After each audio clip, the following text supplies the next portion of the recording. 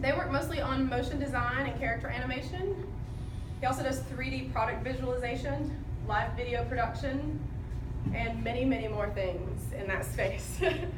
He works mostly with corporate clients such as BP and HP and many agencies around the country. My company, Antara, is lucky enough to work with Brad on one of our clients who has a lot of 3D visualization needs. So I'll let Brad kind of talk a little bit more about what he does, but please let's give a warm welcome to Brad Magnus. Thank you. Let me get plugged in here real quick.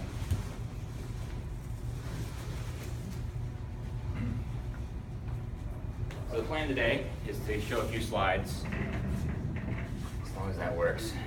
You don't get bars the whole time. Anyway, so we'll show a few slides, talking a little bit about 360 video production, VR, as it's commonly referred to, and then we'll jump into Adobe Premiere and After Effects. Cool. All right. So thank you guys for coming. It really is an honor to be able to come and talk to you guys. I do know, however, that the majority of you may not have come just to see my beautiful face or hear my eloquent speaking. It's really about that. We're gonna give away some Adobe Creative Cloud license here at the end of the presentation. I don't know what we're gonna do yet, we'll figure that out. Just shake something up and draw a name. So in either case, I'm glad you came. I will say that I am not a Adobe employee or anything. So if I say anything about how I like Adobe software, that's really my opinion. Adobe is kind enough to sponsor this talk just because we're going to talk about Adobe software. And I run an Adobe After Effects user group here in town. We meet kind of monthly, whenever we can get around to it, but we talk about video production, animation, the business of video production, and editing and all that kind of thing. Samara gave my introduction, my bio a little bit, but to talk specifically about how, to color my background into why I'm excited about 360 video is I started out, my first, wasn't even a full-time job. I contracted at Antara for a few months, and that was all interactive design. And my background is a lot in interactive design and video production. So when you combine those things, you get into things like game development, VR, and 360 video. And that kind of, for me, that's what this kind of like revival of virtual reality is part of what makes it so exciting for me. This past April, I had the opportunity to go to NAB in Las Vegas. Has anybody ever been to NAB? Cool, a couple of you. So you know, all I really knew about it when I signed up, I guess, was that there's some 130,000 video professionals and audio professionals showing up at this place in Vegas. And, but it was a huge pavilion, just so many vendors. The point of all that, however, is that the huge focus on 360 video production, from camera support to editing to motion graphics, all the way across. There's even a dedicated VR pavilion. So there's a lot of investment happening in VR. And the reason I point that out is that I think that we've got a real chance to see 360 video stick. You know, in the past, I went ahead to my next slide too fast, but in the past we've seen trends like 3D TVs and 3D video that have kind of fizzled out. But I think that we have a chance to see it out because of the investments happening in 360 and VR projects. And you have the high-end market items like the Oculus Rift, which, if you didn't know, Facebook recently purchased Oculus and has continued the development of this high-end product on like $800 device. Whereas, I jumped ahead of myself, the 3D TV thing didn't stick because you had to buy that $1,000, $2,000 TV. We're going to see a difference in hardware as we move into VR production. We've got these high-end devices like the Oculus. You know, Facebook's investing millions there. HTC is investing millions in their device called the Vive. PlayStation, Sony is investing in their 3D 360 device as well. These are the high-end devices. But what makes it exciting for me, and what I think it makes it applicable, is that you can experience some of those 360 video and VR experiences on your cell phone, just any old, ordinary, everyday cell phone, you can see a different view than you've ever had before of flying or of any number, games, sports, all that kind of things, concerts, all those exciting things. So I think what it really means is that we can democratize, right? You can have the high-end devices. The point, I totally lost that word. The high-end devices like the HTC and the Oculus, but we can also experience them on our cell phones or on our desktop. So I think it's worth looking at 360 content and the development of it, because I think there's a real chance it's going to stick around. So the goal for me today is I'm going to speak to a wide variety of experience, and I don't expect you all to have video production experience.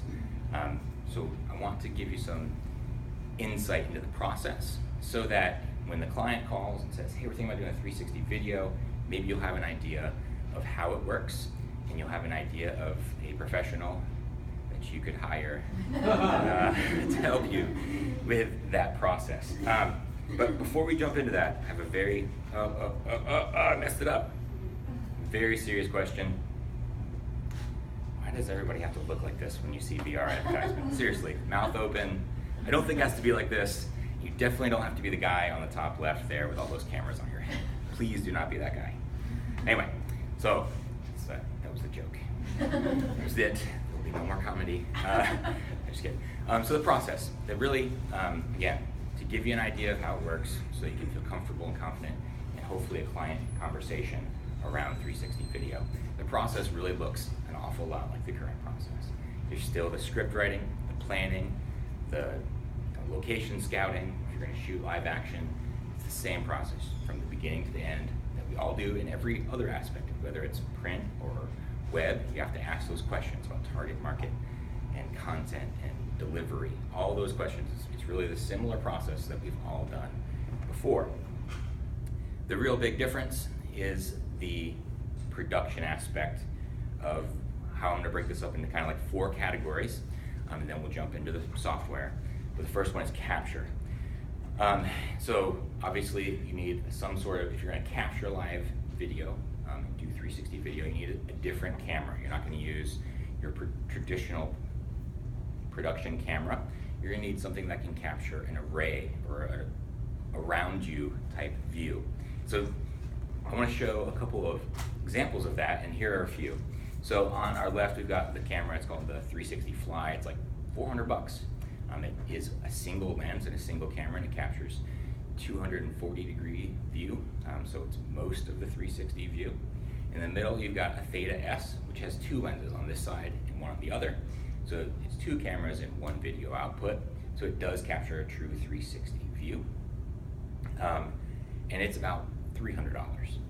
The thing on the right there is a GoPro. It's just a Hero, GoPro Hero probably, with a very large Intanya, I think is how you say it, lens, which captures 280-degree field of view. And so with the camera, that lens is pretty expensive, about $800. And the things to make it all stick together, you're in about $1,500. So the reason I point these cameras out is because it's doable. And really at any level, for $300 you could make a 360 video tomorrow, right?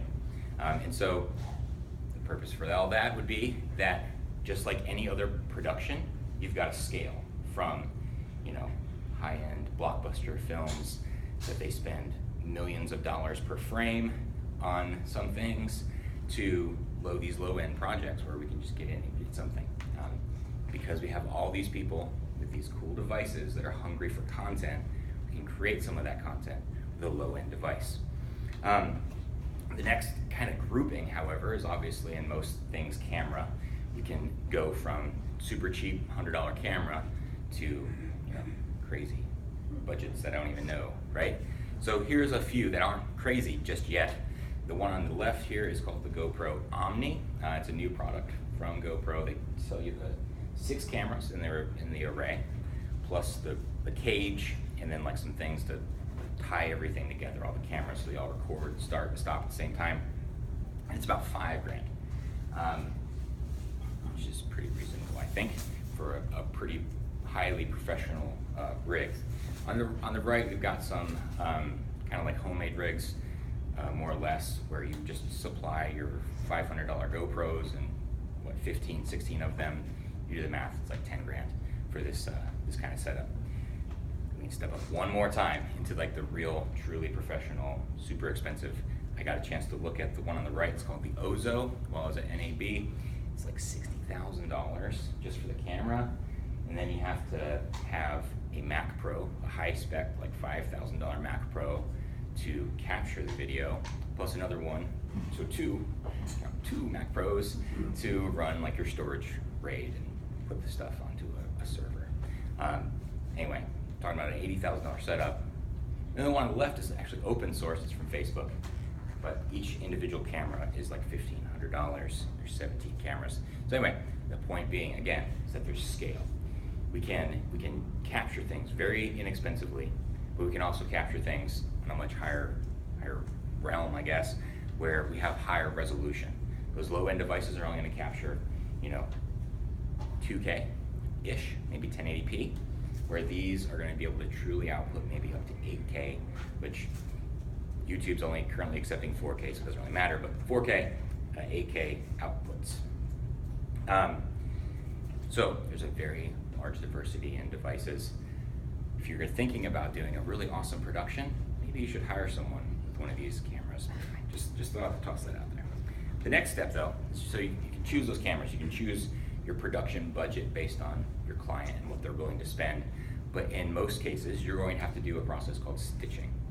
The Ozo comes with software that stitches those 14, I think, cameras all together on the day of the shoot. You can view it via a VR headset, so you can the director could be in a headset watching what's going on. Pretty cool. Most cases, however, you're going to do it after the fact. So you're going to capture the video, you're going to bring it back into a piece of software. If you bought like maybe the 6-camera Gopro Omni, you'd use a piece of software called Autopano something. There's another name for it, but it's GoPro's company for stitching together the video. And I'll show you an example of what a stitched piece of video looks like here in a second. But basically, you've got to take all those cameras, cut out the part of it that you want, and put it back into a rectangular image is what you see in the background, which I keep pointing here, and I know you guys are looking here. I'm sorry. Anyway, so that's the process, and there's different ways to do it, but each camera manufacturer is probably going to help you get there. Like GoPro helps you get there with their software. Nokia does. That if you did the cheap $200, $300 Theta, it's got stitching software as well.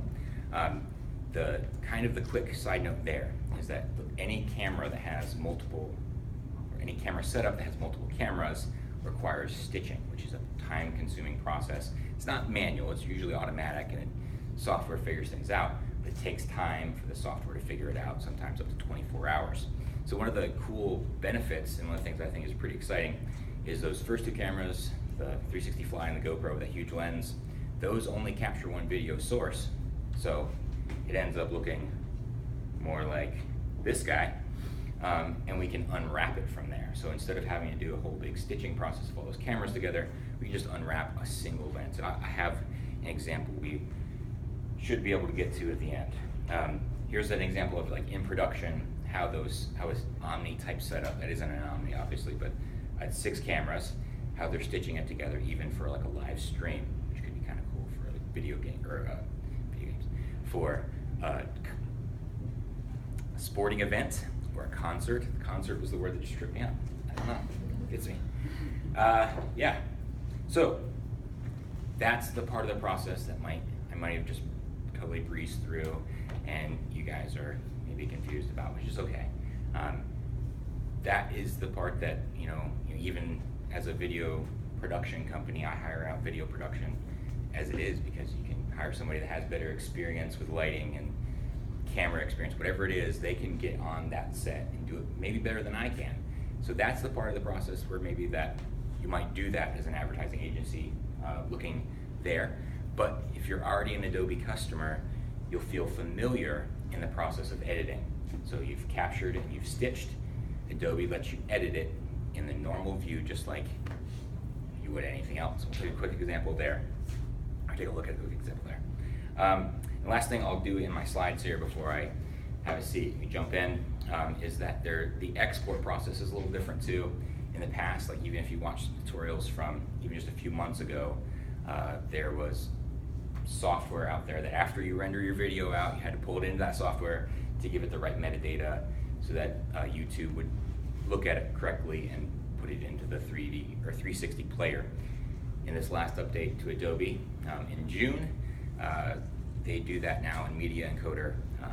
Yeah, so that's the other thing too. The editing suite is different because of the update from June, this past June. So let me change my display setting so you guys can see what's going on my monitor.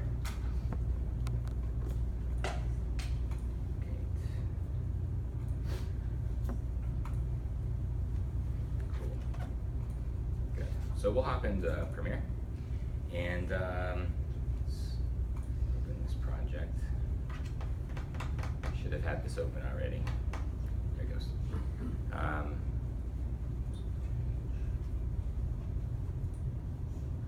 you are. And Untitled, because that's what we call all our files, right? It's my normal naming convention. Of course, it's going to give me a hard time while you guys are looking at me.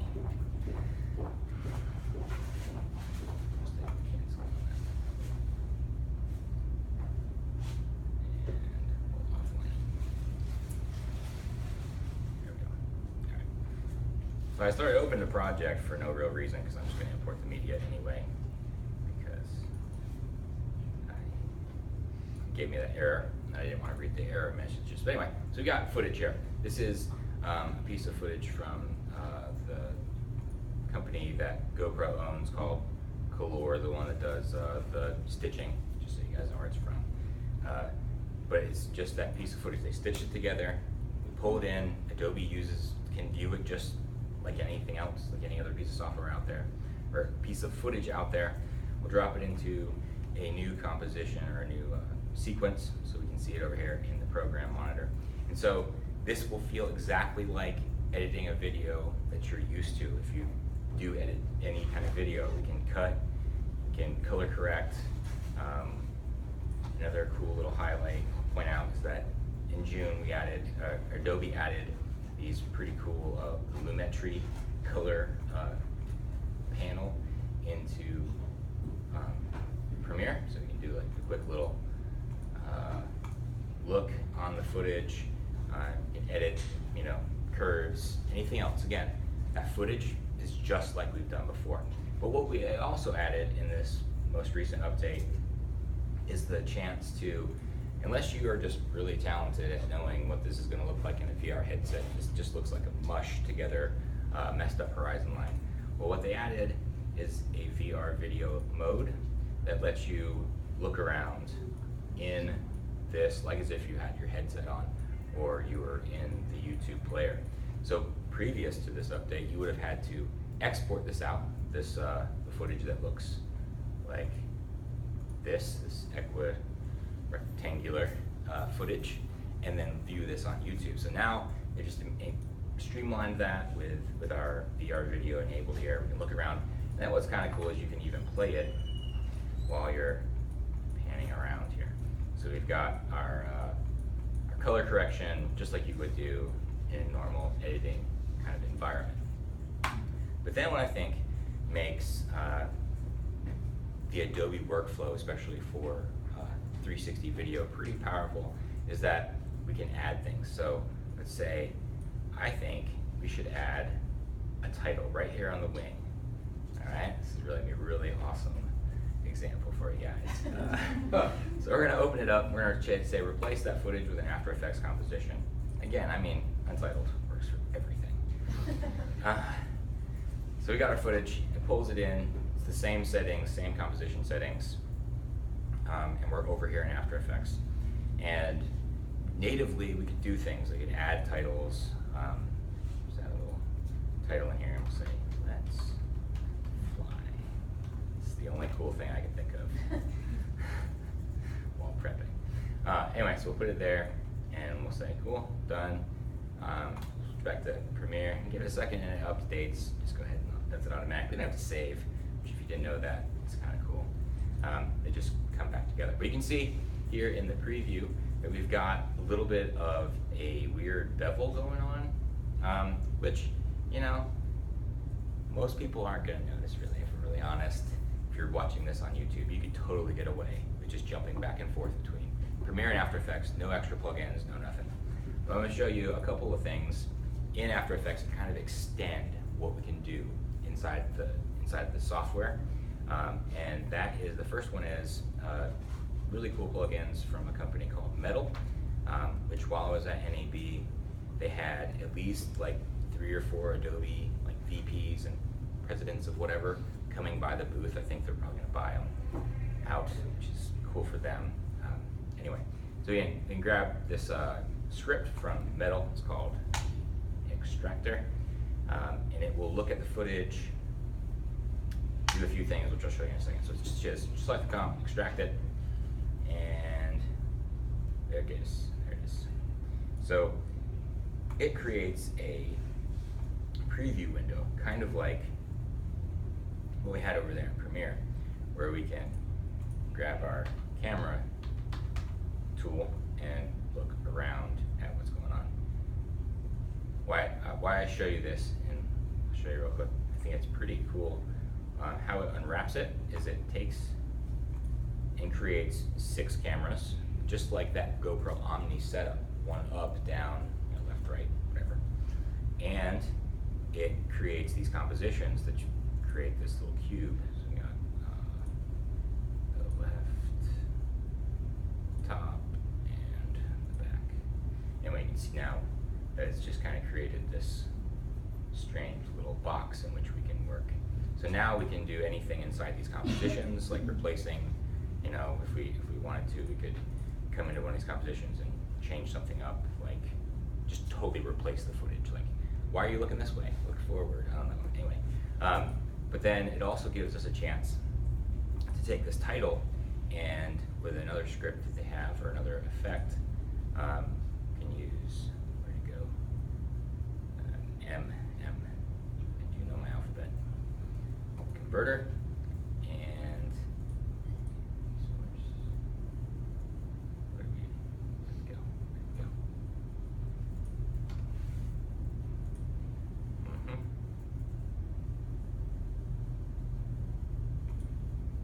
There it goes. I don't know why I didn't like it last time. But so what this will do is if we could jump into that other part that I just showed you, where we have the 6 cameras, or we could just simply apply this one effect to our footage, which you can see now bent it and made it look a little funny in this view. So maybe kind of tilt this around, stick it on the wing a little better. And when we jump back into Premiere, instead of it being curved, it's straight. So again, it's about, for me, and what I wanted to show you is that it's about that workflow that feels very similar. If you have ever worked in any other Adobe software, your workflow is going to be pretty close to the same. You're going to jump back and forth between After Effects and Premiere, and work very similarly. I will point out that Metal has, instead of just taking what you've already been handed, which is like that rectangular footage, I trip on that word every single time. Instead of it just taking that, it can create that camera rig, just like what we showed here, out of things that we're working on inside of After Effects.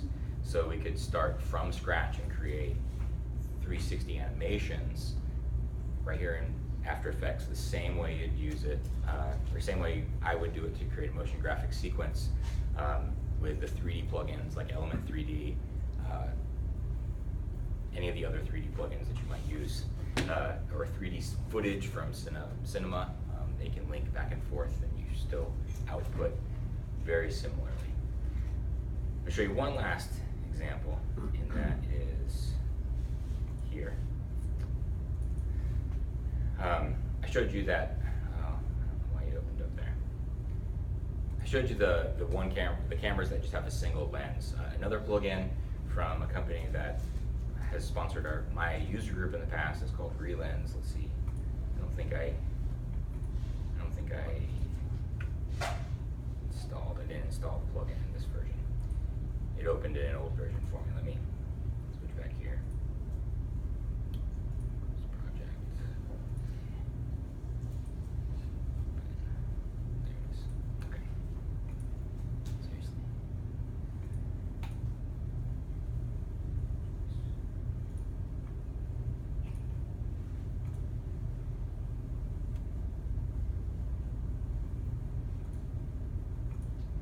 Alright, so again, that's the piece of footage that would come out of the camera from one of those Tanya really wide angle lenses. And then we can just add a quick effect.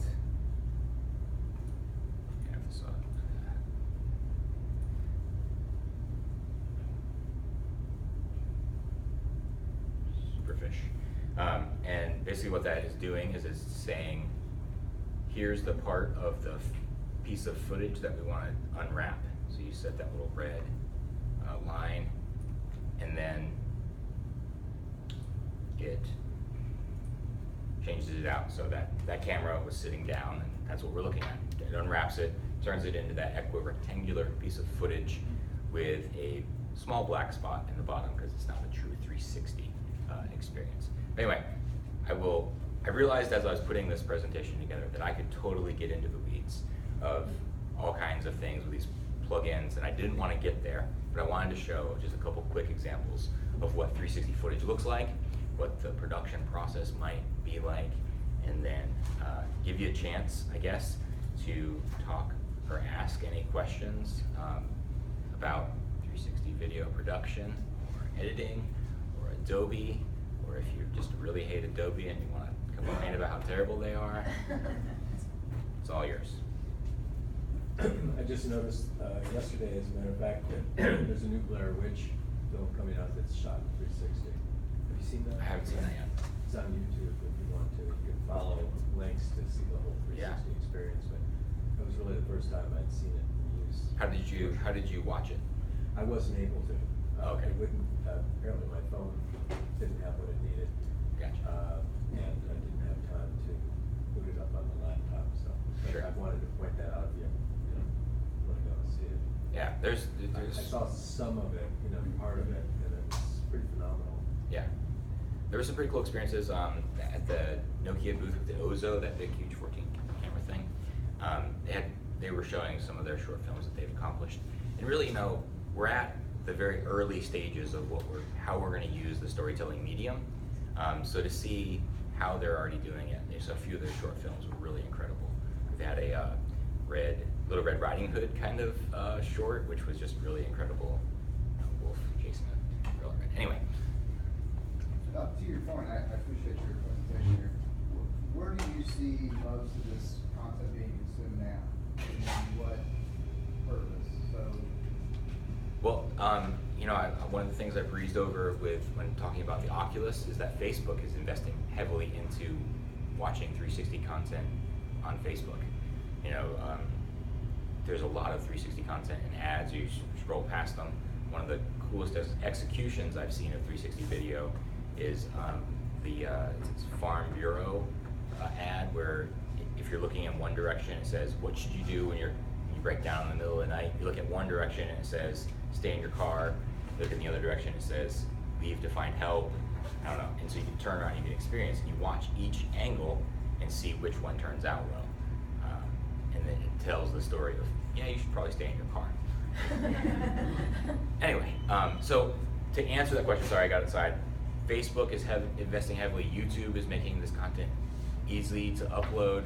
So we have, I think right now it's being consumed primarily through mobile devices and then desktop. And then when those higher end devices like the Oculus and the HTC, they come out, I think they're really focused a lot on games, of course, but those people that have those headsets are going to want to consume the same media and get it in a really interesting You just need to get the porn experience. industry involved, and that will take off. I thought about adding that might be a thing, because seriously, the porn industry has made a huge impact on how video players work. Absolutely. And anyway, so yeah,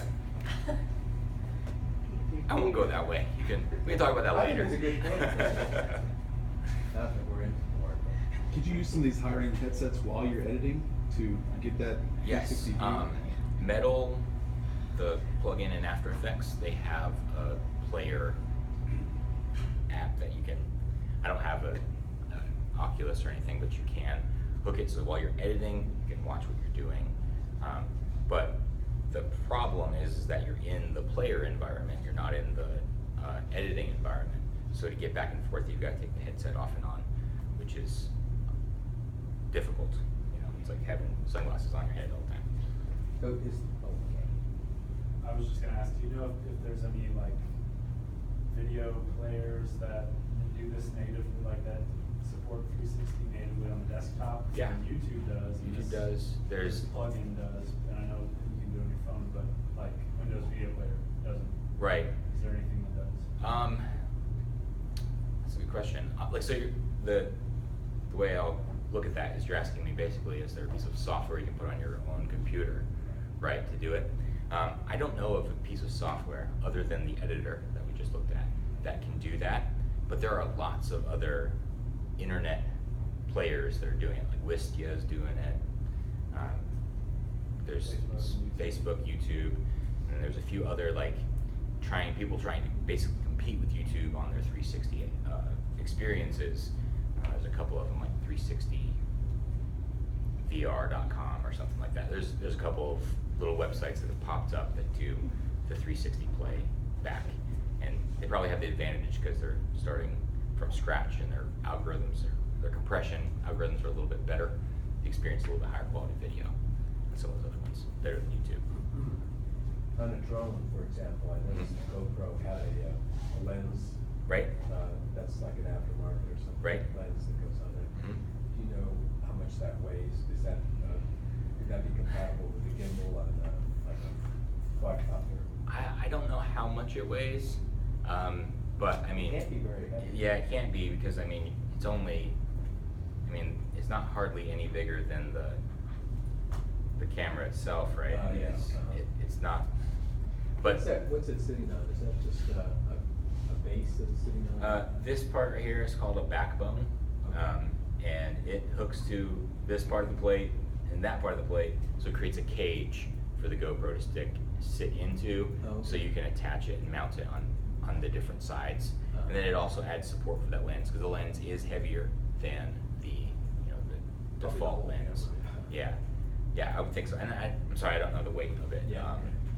I've looked into purchasing one, but not to fly necessarily. Yeah. The other thing is that because it extends, it may be longer than a landing gear Oh, sure. on the helicopter. and It so looks like it would be. you have to be careful not to crash that thing into the ground. Anything else? Yeah. So when you're actually like producing 360 video, what sort of unforeseen problems have you ran into when you're having to create content in a full 360 regard? Well, I've not done live video production so it's hard for me to answer that question. I can tell you like what people are talking about. I've only done the animation side of 360 video. So on the day, like on the production set, obviously the things to consider are even lighting, because usually you've got a field of view on a camera that does not include any of the rig, anything behind you. So lighting becomes a huge issue of basically hiding high quality lights into what appear to be normal fixtures. And yeah, just the rest of the rig and the set has to be completed, and or you have to replace it. So you can shoot a portion of the screen could be green. If you put everything behind you on a green, you shot it that way, you could replace it with whatever you wanted to.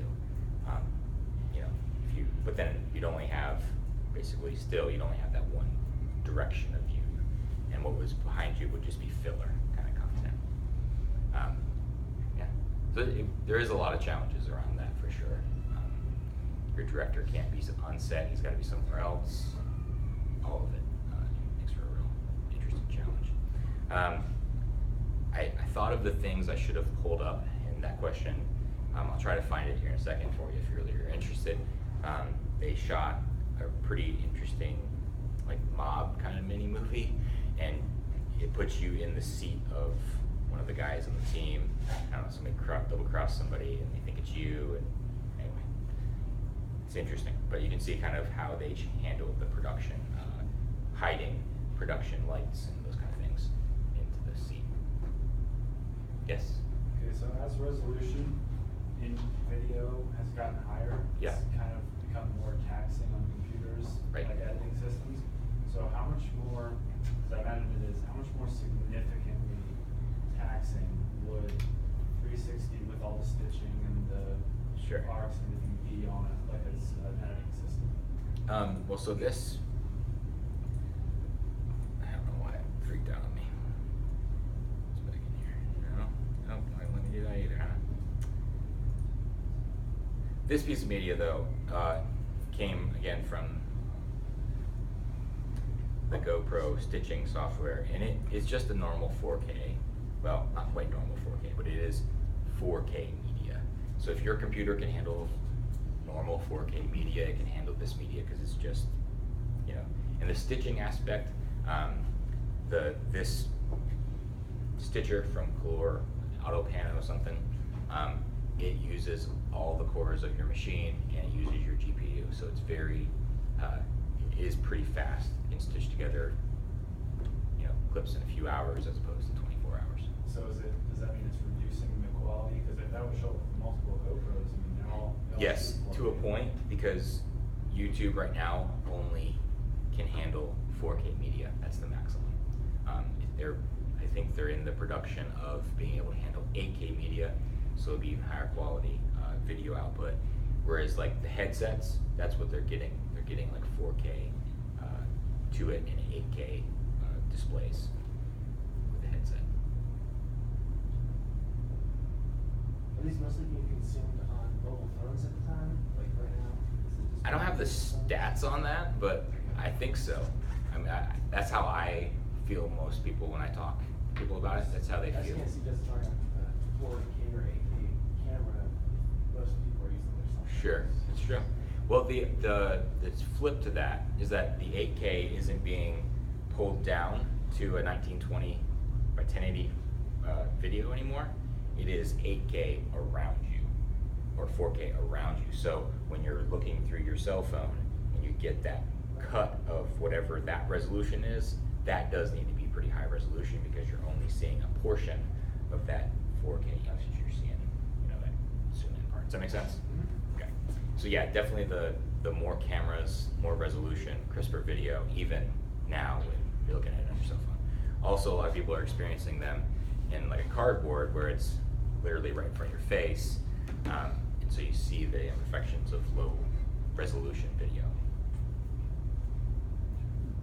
But I think it's very much worth, you know, that's why I took the time to put that one slide in there. Those single camera output is really pretty interesting because its stitching is pretty much eliminated, and just creates a pretty interesting low cost alternative.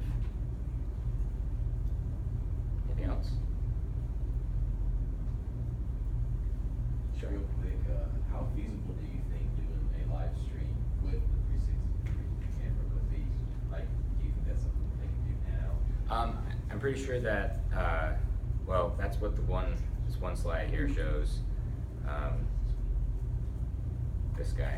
These guys are messing around with it, but so again, Stitching Color is working on live stitching, and that's an example of it, a production example of it. I'm not sure exactly, I don't own that software or I subscribe to how they would do it, but yes, it is feasible, it is happening. I don't know exactly at what level it is yet. Do you think maybe eventually it could be like, they start a service where you pay a subscription and maybe you can actually get the 360 video at concerts or like events and stuff like that, like maybe they did that with the Next Olympics or something? Yeah, I definitely think so. I think that's where a lot of the content will be created moving forward. Concerts, sporting events, those things, they're already doing the experiments. There's lots of videos of like musical production. I think of one specifically, they played on the roof of some building in New York City, and they put the GoPro array like right there in the front row. And so, well, the front row, there wasn't any crowd because the backside was dropping off the building. but they did that so you could experience the full thing. There's some people are thinking that subscription services like that will come about where you'll be able to be your own director. You know, now at a sporting event, the director's in the truck telling them, you know, which camera to go to and who's on and whatnot. At some point, they think that those experiences will be easy enough to switch between yourself so you can control it. You want to be under the goal, you go there. If you want to be up on top of the arena, so you're switching and you're doing whatever you want to look at, which most people, anyway, there you there. That's cool. Does anybody else have a question for Brad? All right, let's give him a huge round of applause.